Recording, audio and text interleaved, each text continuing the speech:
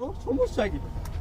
আমার বাবা ওই পাঞ্জাবিটা পরে আমার থেকে বলছে যে আমি তখন আন্দোলনে বের হবো। আমার বাবা বলছে যে বাবা যেখানে যাও সাবধানে দেখো, যদি কোনো ঝামেলা হয় আমাকে বলো। আমার এখনো মনে আছে ওই দিন সন্ধ্যার দিকে আমার বাবা আমাকে ফোন দিচ্ছিল যে বাবা কোথায় আছো। আমি বলছি যে বাবু আমি শাহবাগে এখানে আছে, আমি একটু ঘটনাগুলোর ভিতরে আমি ফ্রি হয়ে আমি তোমাকে আমি কল দিচ্ছি। আমার বাবা বলছিল যে আচ্ছা বাবা তুমি সাবধানে ফিরে আসো। তাছাড়া আমার এটাই ছিল আমার লাস্ট কথা। আমার কথা ছিল যে আমার বাবা কি দোষ করছিল না, তোমাদেরকে কোনো সময় কোনো কিছু বলছে নাকি কারো কোনো ক্ষতি করছিল? আমার বাবা তো তোমাদেরকে কিছু করেনি।